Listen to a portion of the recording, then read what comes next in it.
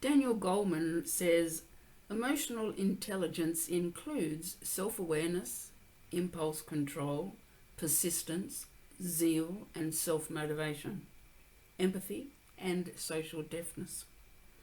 These are the qualities that mark people who excel in real life, whose intimate relationships flourish, who are stars in the workplace.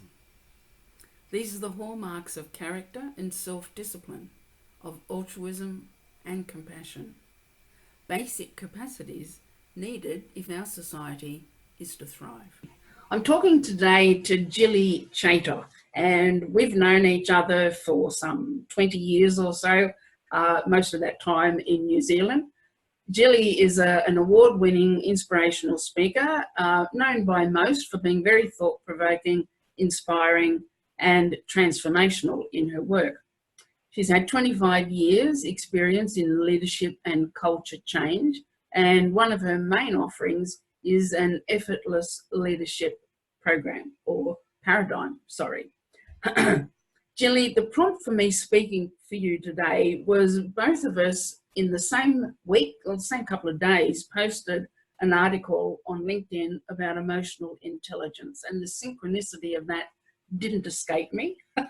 um, in your article, you talked about EQ and its relationship to thriving. So, in the first instance, can you expand on that a little for us? Your thoughts there? Yes, the reason I use the word thrive so often, particularly wherever we are in a workplace today, whatever kind, it doesn't matter if it's a large corporation, in a government department, wherever we are in hospitals, everywhere, it sees that people are in what I call survival mode. Huge amount numbers of people in survival mode. And it's almost like, so if I can find some coping strategies to keep my head above water. And so what I discovered some 20 odd years ago was a whole new understanding of how we become stressed or not, and what's the source of that, and what's the source of change by not being that. And I used to call myself a stress bunny. So I had my own experience going to the States. I was on a research trip for our company, and I realized after it was an internal program for some people, which I sat in on, and I had my own life-changing insight. So nobody changed me, but I suddenly saw something for myself that I had never seen before. And I thought, that's pretty extraordinary. I've been in that personal development world for years. I've worked for one of the largest change organizations, international, and yet I can have this. And it was so simple, but it was so profound.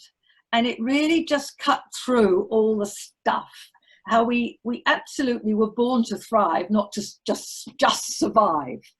And that's why I use those two differentiating. And I think we live in a world today where people are encouraged to be, yes, the best you can be, but, you've got to get the next exam. If you don't, good. It's this huge focus on the intellect, the IQ. And there's an issue. There's nothing wrong with IQ, but what's happening is, and I don't know about in Australia, but I certainly see it here, and I know it's elsewhere in New Zealand, is there's such a focus there that we've forgotten about the emotional intelligence that we were born with. They talk about out of the mouths of babes comes the most incredible wisdom and common sense. Where do they get that from? And we're born with that. Yes. So it's about capturing and reconnecting ourselves with who we really are. And we're so busy at, you said to me earlier on today, we were talking, and you're saying, we're so busy at having to do things. How about just being? Who am I? How am I? We talk about, I have to do this, I have to do that. But if we're not clear about where we are, where we're being, how can we ever think about what we want to do? Yes. And that article really struck me, was because just at the end of last year, I attended a futurist friend of mine's session, Dave Wild here in New Zealand, great guy.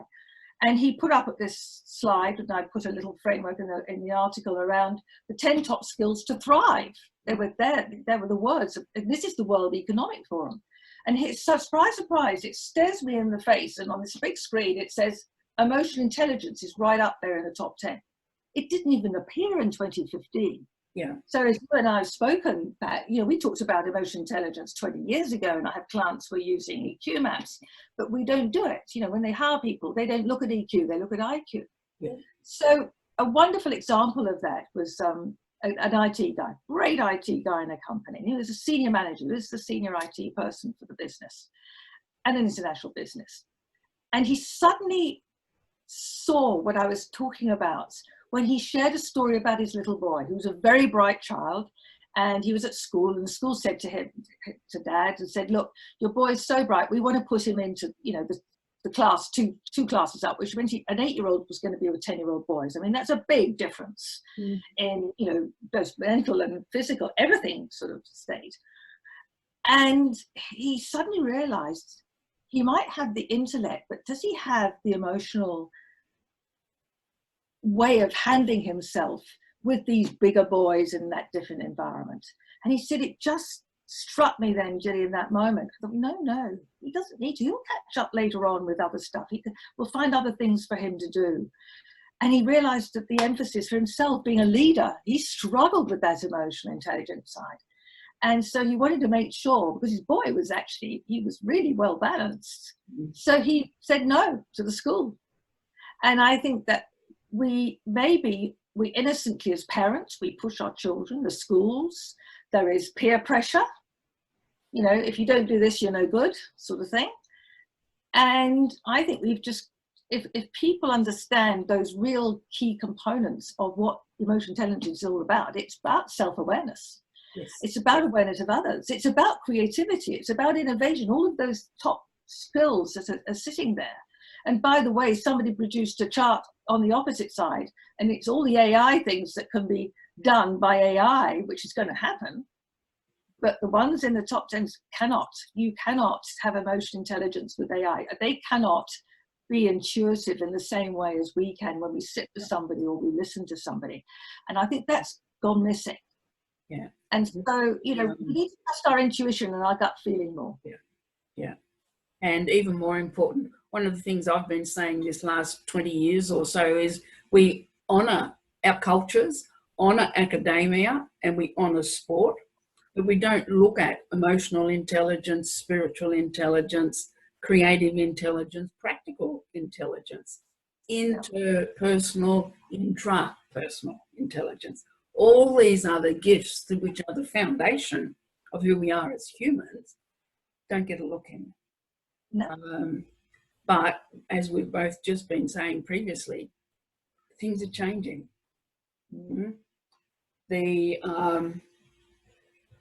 I think I wanted to be an artist, and my mother said, well, that's lovely, dear, but I think you should get a proper job. And so it was that I went nursing.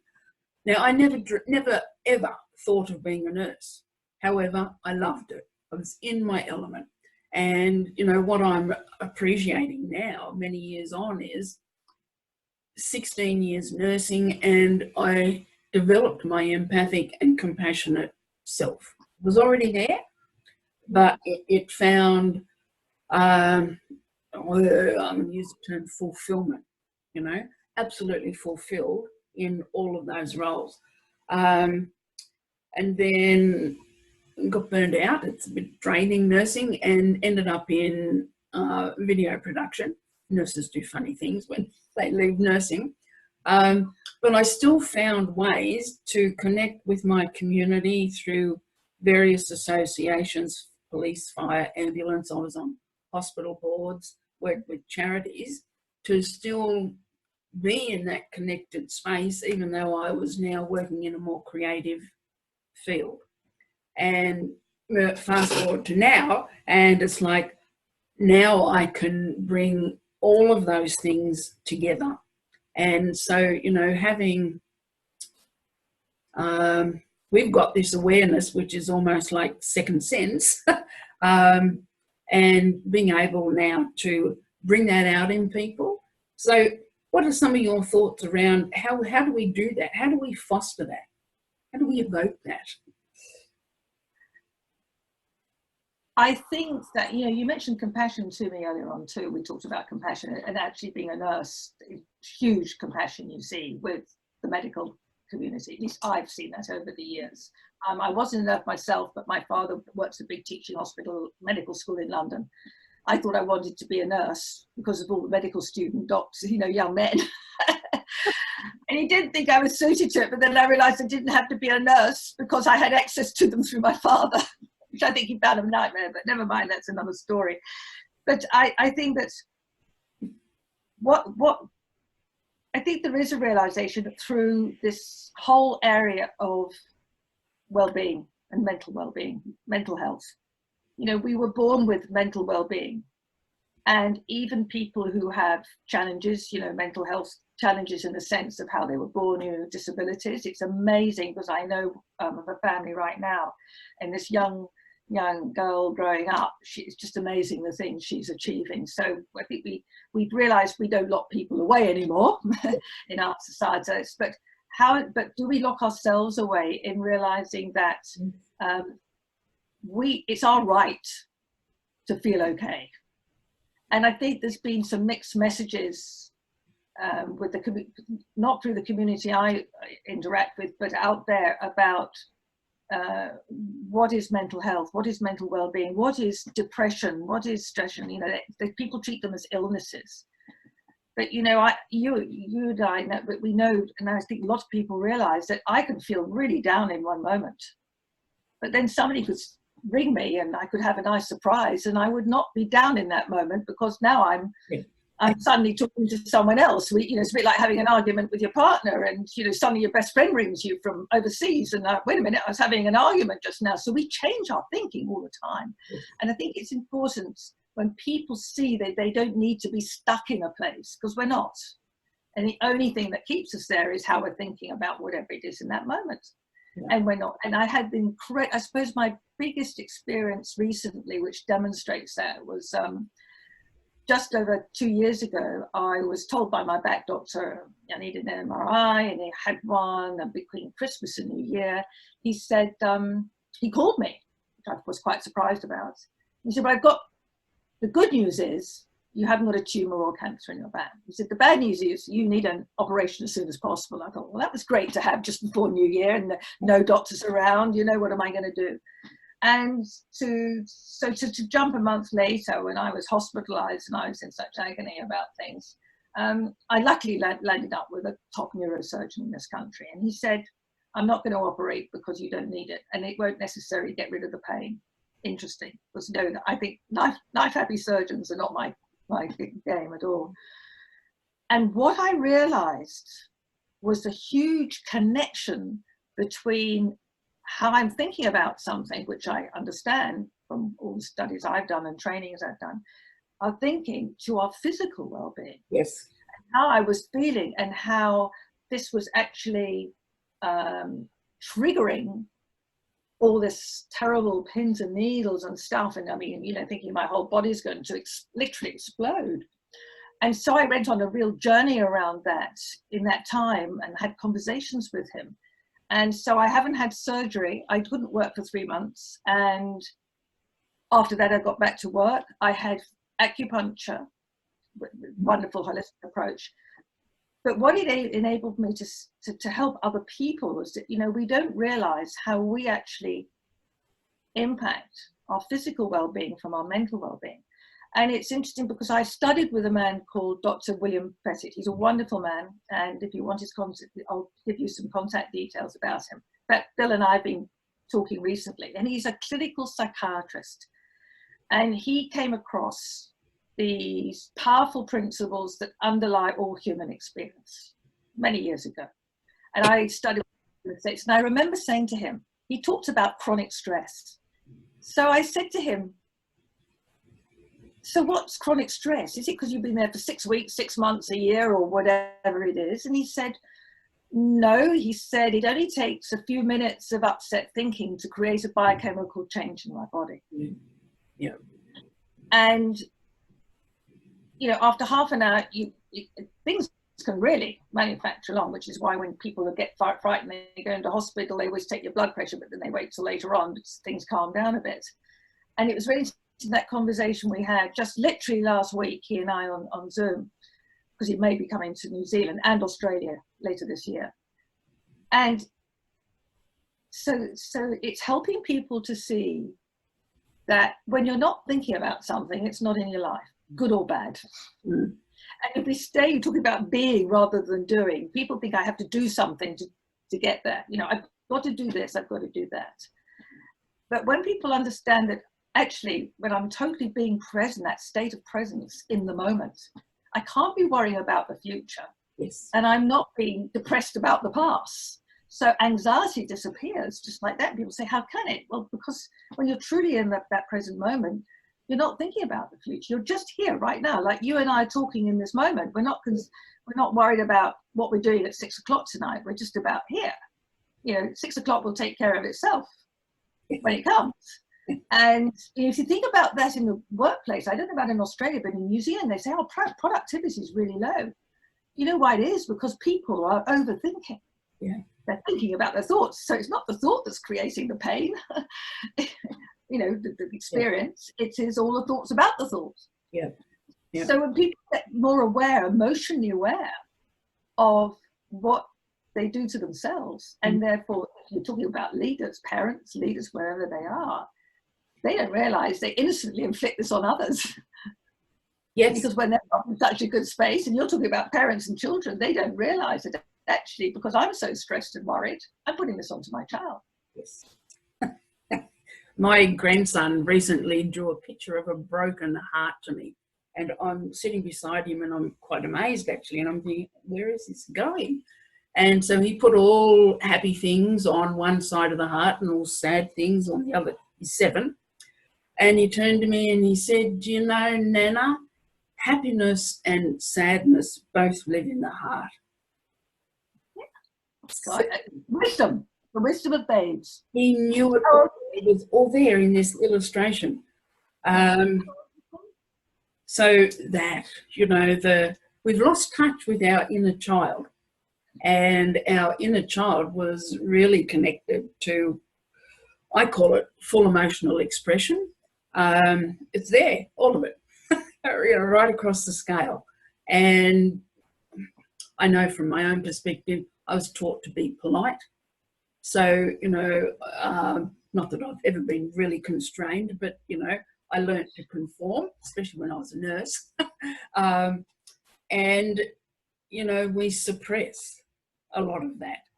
And, you know, some of my thinking at the moment around the level of depression that's out there, which actually Dr. Robin Kelly in Auckland said we have medicalised unhappiness, is that it's unresolved grief.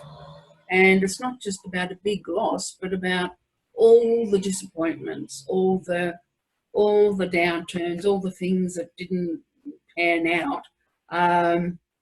And as you're saying, what we think about that. Yeah. We respond to that.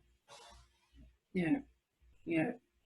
So we'll go to a close because I wanted to keep the capsule fairly short, but have you got one gem that you can share with people who are listening today who really want to get themselves into this place?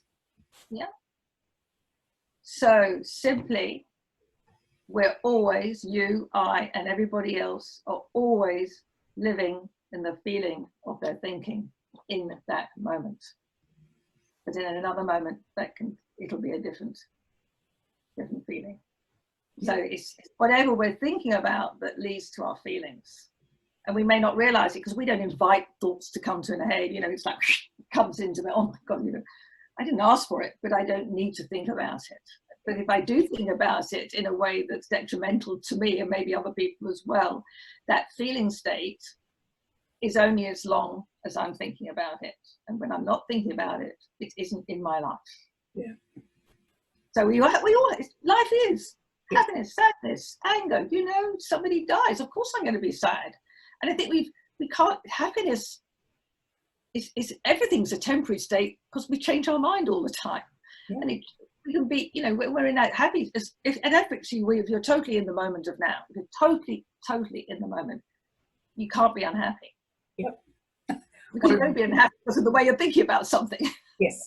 At the turn of the century, when joyology came to me, one of the things that was part of my new expression, new way of thinking, feeling, was I don't think joy is bliss per se. I think joy is actually all of it. Our capacity to express across that full range of emotion and be present to that. Yes. It's pretty wondrous, you know. And the way, you know, if we slow down a little bit, then we can let that emotional expression guide us. Absolutely. Yeah, Gilly, I'm so glad we reconnected. A little synchronous moment. Oh yes, I think we might talk again at some point. We must, not just on Facebook. I will lead people to your website. So what's your website? It's very easy. It's my name. It's Gilly, Gilly, Chater, CHATER.com, COM. GillyChater.com. Yeah, lovely. Thank you so much. Thanks for joining us, and we'll talk again soon. Okay, thank you very much. Thank you.